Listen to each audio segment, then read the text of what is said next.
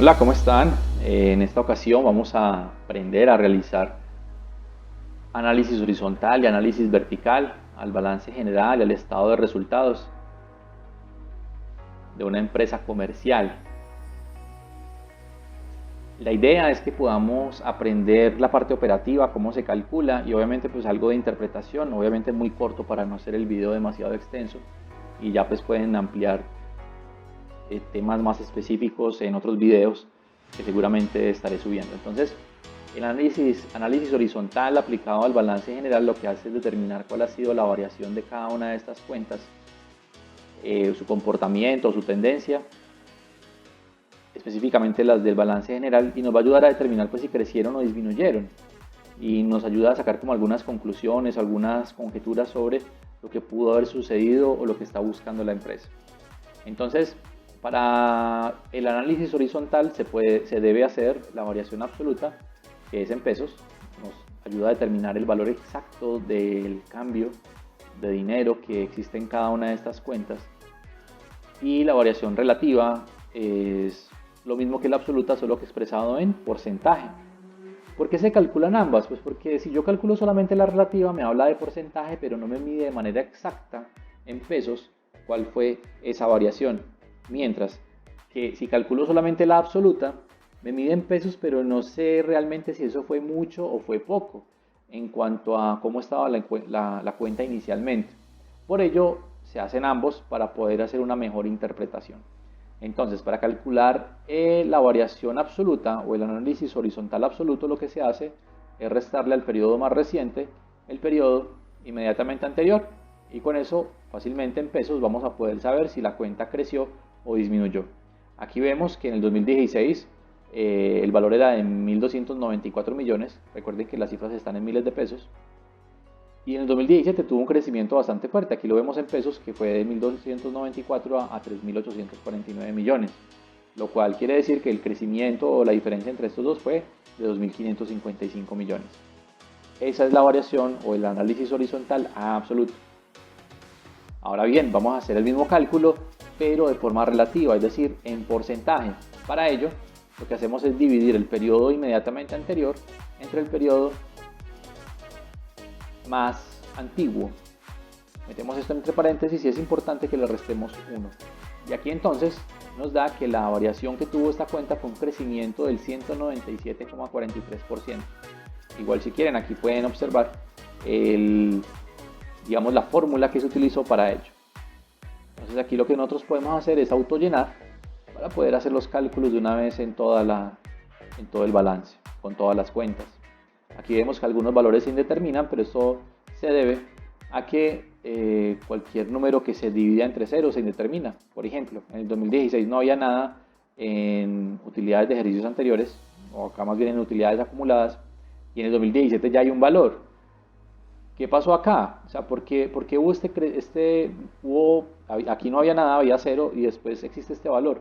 Entonces se puede medir la variación en pesos, pero es imposible medirlo en porcentaje. Cualquier número que se divida entre ceros se indetermina y por lo tanto no es posible calcular esa variación. Entonces simplemente lo borramos y lo dejamos en cero. Bueno, entonces aquí ya tenemos cuál ha sido el comportamiento o la tendencia de cada una de estas cuentas entre los dos periodos y más adelante vamos a sacar algunas conjeturas.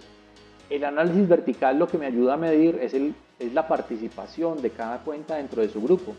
Por ejemplo, me ayuda a saber si la cuenta clientes dentro de los activos es representativa o no. Esto dependerá mucho del tipo de empresa. Recuerden que estamos hablando de una empresa comercial. Para poderlo calcular, simplemente lo que hacemos es dividir cada una de las cuentas sobre el total de su grupo.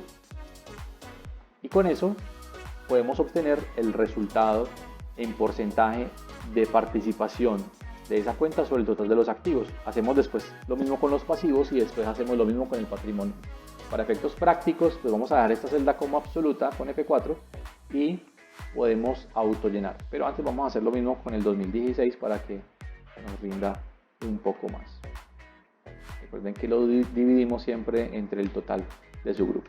Entonces aquí lo que vamos a hacer es dividir cada cuenta, los valores de cada una de esas cuentas sobre esos totales de activos para saber cuál ha sido ese peso relativo de cada cuenta. Entonces aquí ya observamos qué peso tiene cada una de las cuentas sobre el total de activos. Y en activos vemos que quedó 100%, o sea que sí está bien. Ya la vamos a interpretar. Hacemos lo mismo para los pasivos. Entonces vamos a dividir el valor de cada una de las cuentas sobre el total de los pasivos. Recuerden darle a F4 a los totales para que esa celda quede absoluta. Lo mismo hacemos con el 2016. Y ya podemos autollenar el resto de los pasivos para poder identificar cuál ha sido ese porcentaje en el 2016 de cada una de las cuentas sobre el total de pasivos y en el 2017 igual.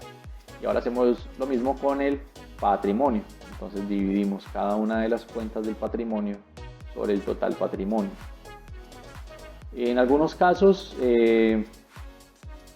puede suceder que la división no se haga sobre el total del patrimonio, sino pasivo más patrimonio.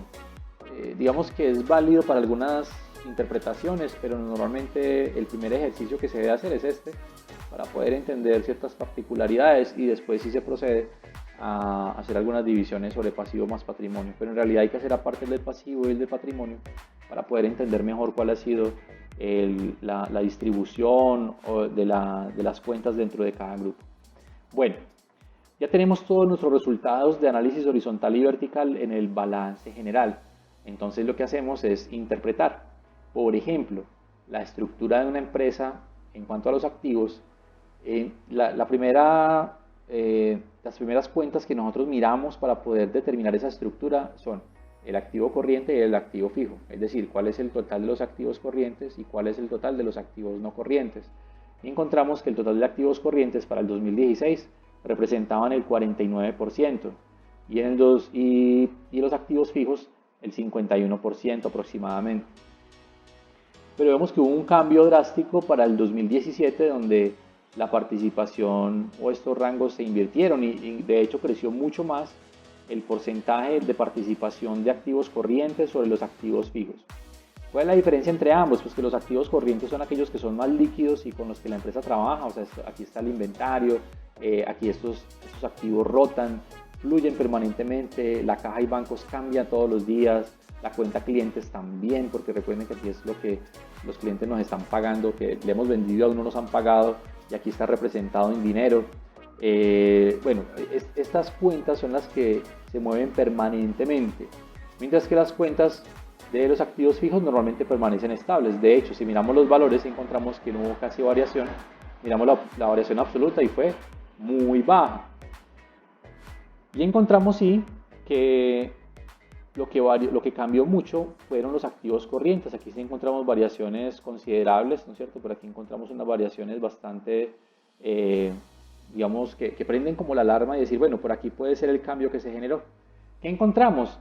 Que la empresa se está abasteciendo de liquidez, se está poniendo mucho más líquida, seguramente porque está pensando en algún proyecto, está, digamos, teniendo dinero suficiente, puede ser para expandirse, para tener suficiente capital de trabajo, para hacer compras, de pronto para hacer importaciones. Aún no lo sabemos, eso lo podemos identificar más adelante con otros indicadores, pero por ahora podemos sacar algunas conjeturas y encontramos que la cuenta bancos es la cuenta que de pronto aquí está generando un mayor cambio en esa estructura entre el activo corriente y el activo fijo.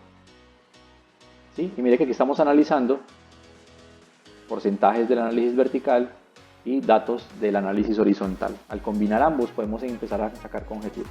Lo mismo sucede con los pasivos. Encontramos que la relación entre el pasivo corriente, es decir, el pasivo de corto plazo y el pasivo de largo plazo era aproximadamente un 69-31, es decir, 69% en pasivo de corto plazo y 31% en pasivo de largo plazo.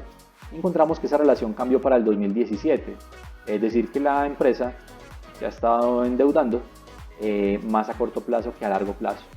Ahora, ambas cuentas, cabe aclarar que tanto las deudas a corto como a largo plazo se han incrementado.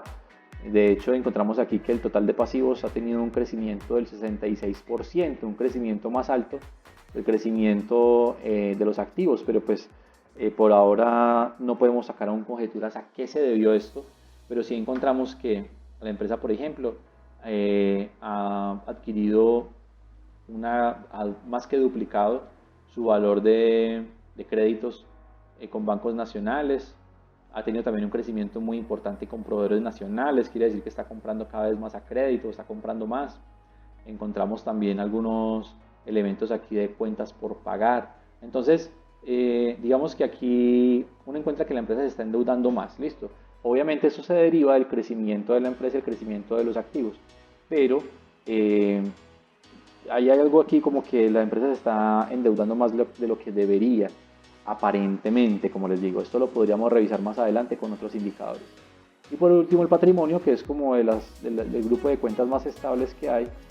Aquí no se presentan considerables variaciones en cuanto a la participación, pero aquí sí empezamos a ver ya un incremento en la cuenta de reservas obligatorias, obviamente o seguramente explicado por el estado de resultados. Ahorita lo revisaremos.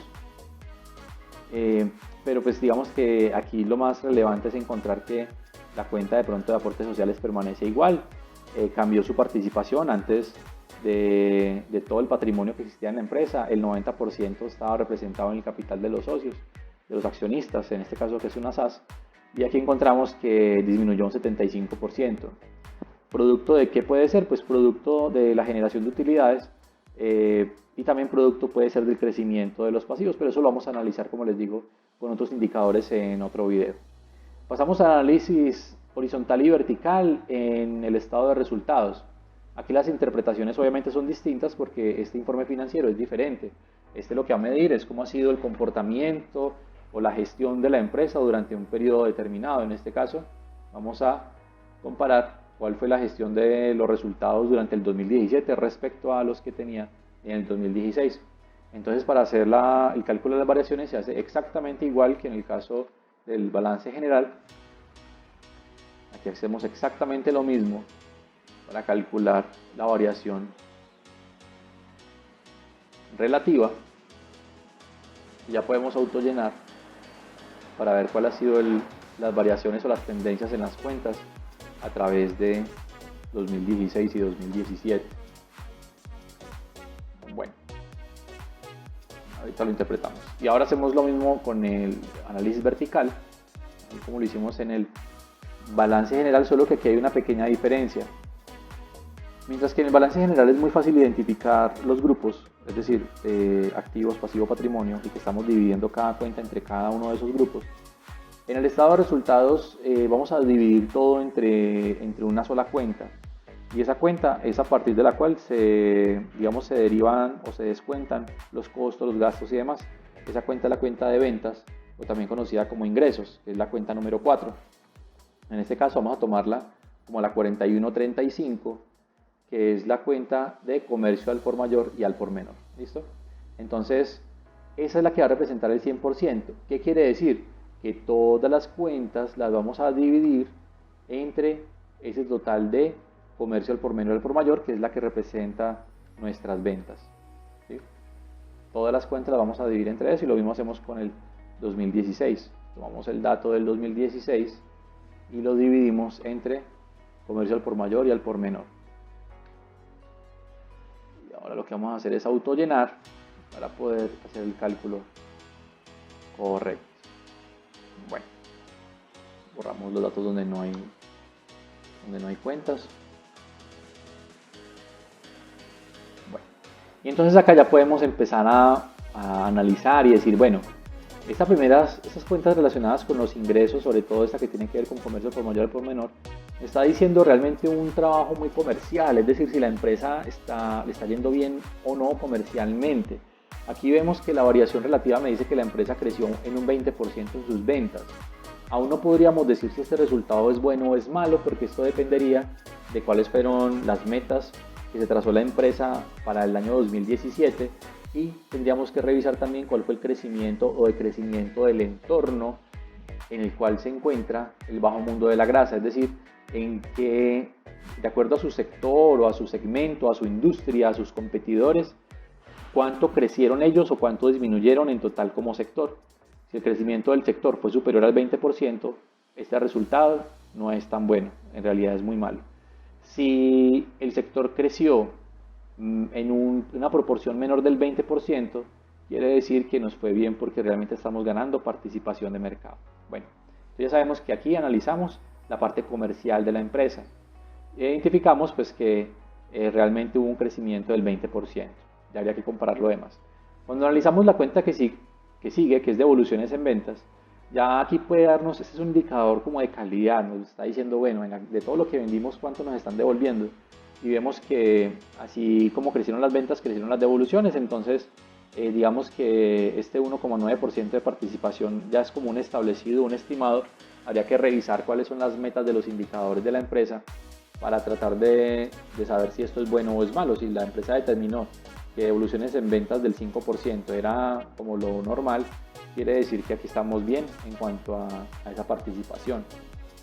Pero si encontramos que la empresa definió que las devoluciones en ventas no pueden ser superiores al 1%, pues ya aquí sí encontramos un resultado negativo, de casi el doble de lo que era la meta. Bueno, empezamos a analizar ya los costos de las mercancías vendidas y aquí ya esto es algo más operativo, es decir, aquí empezamos a revisar realmente cuál ha sido esa gestión de compras.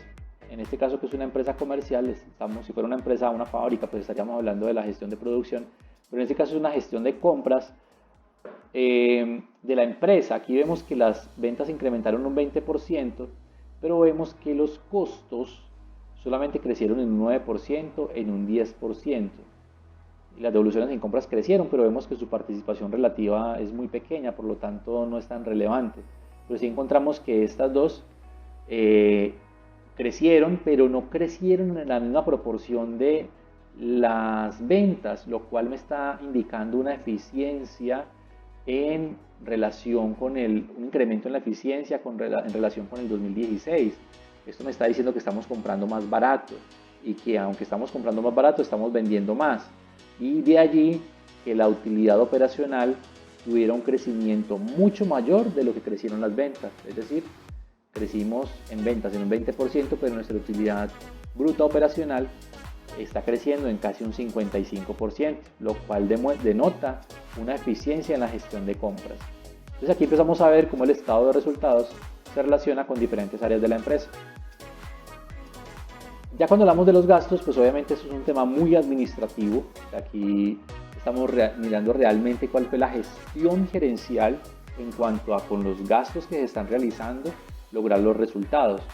Y encontramos que sí hay algunas cuentas que están generando unos incrementos superiores al crecimiento en las ventas, ¿sí? Y algunas de ellas, si miramos su participación, ustedes miran, bueno, aquí hay una que disminuyó y aquí hay otra que disminuyó, pero si vemos su participación, realmente no es una participación muy relevante como para decir que estas está siendo como tan importantes o están impactando tanto los gastos administrativos y los gastos de venta. Entonces empezamos a ver que los más representativos son cuáles. Son, por ejemplo, gastos de personal. Aquí encontramos un incremento del 58%, tanto en venta como en personal de administración, entonces aquí encontramos un incremento del 61%. De pronto, en general los operacionales de venta pues se crecieron. Bueno, aquí encontramos que los gastos sí crecieron más, un 70%, de lo que un 35% habían crecieron los gastos en un 35%, es decir, un 15% más de lo que crecieron las ventas. Sin embargo, aquí se puede apreciar nuevamente un buen crecimiento en cuanto a la utilidad operativa, ¿sí? Entonces aquí empezamos a identificar también que el 100% de las ventas, el 2016, el 22%, el 76% eran el costo de las compras como tal, y después disminuyó al 69, casi 70%. Entonces aquí se denota que el 100% de las ventas cada vez es menor el porcentaje relacionado con costos. Por eso les digo que hay una eficiencia en la gestión de compras. Y aquí vemos que pasamos de unos gastos de una participación de las ventas del 9,3 a una participación del 10,26. Es decir, los costos crecieron en casi un 35%, siguen creciendo en una medida superior a las ventas, ¿sí? Y aún encontramos pues una variación bastante positiva en la utilidad operativa. Ahora vamos a los ingresos, a los otros ingresos y otros egresos, ¿cierto? Donde encontramos también algunos comportamientos. Eh, digamos que hay unos porcentajes altos acá de otras ventas, lo cual valdría la pena analizar. Si vale la pena por aquí como ir sacando otras líneas de negocio, revisar a qué corresponden, porque digamos que no es conveniente reportar tanto ingreso acá por tema de base gravable para el cálculo del impuesto de renta, y es bueno como empezar a determinar si estos otros ingresos deben salir de la empresa a través de la creación de una subempresa que se dedique a lo que esté generando esas otras ventas, ¿sí? Aquí encontramos algunos gastos ya no operacionales, que igual también tienen pues, un peso representativo de acuerdo a esos ingresos que se hayan generado. Pero sí encontramos que los crecimientos en otros gastos fueron superiores al incremento en otros ingresos, por lo tanto me están afectando la utilidad. Y vemos aquí que entonces la participación de la utilidad antes de impuestos sobre las ventas creció un poco. Lo mismo acá lo analizamos en cada una de las utilidades que ha venido creciendo la participación de las utilidades sobre las ventas, ¿sí? Más adelante en un indicador los indicadores de rentabilidad vamos a encontrar a qué se refiere eso. Y aquí encontramos entonces ya la utilidad neta como tal, ¿sí? Después de descontar el impuesto de renta, las reservas y demás, encontramos la utilidad neta. Y en esta utilidad neta entonces nos damos cuenta que del 100% de las ventas solamente el 4% se convirtió en utilidad, mientras que en el 2017 del 100% de las ventas casi el 7% se convirtió en utilidad neta. O sea que hay un mejoramiento en la eficiencia de la empresa, en su desempeño gerencial. Hay un mejoramiento en su desempeño gerencial porque está siendo más eficiente. Y encontramos que la utilidad neta tuvo un crecimiento de casi el 100%, mientras que las ventas habían crecido en un 20%. Aquí encontramos entonces que la empresa ha tenido una buena gestión administrativa o un buen desempeño entre un año y otro. Entonces aquí analizamos la parte comercial de la empresa, aquí identificamos su parte operativa, sea fábrica, entonces hablamos de una gestión de producción. Si es una empresa comercial, entonces estamos hablando de una gestión de compras. Si estamos hablando de una empresa de servicios, aquí estos valores son bien pequeñitos, pero también demuestran una eficiencia. Y aquí estamos hablando de una gestión administrativa, los recursos con los que estoy logrando, los resultados que estoy obteniendo en ventas y en utilidades.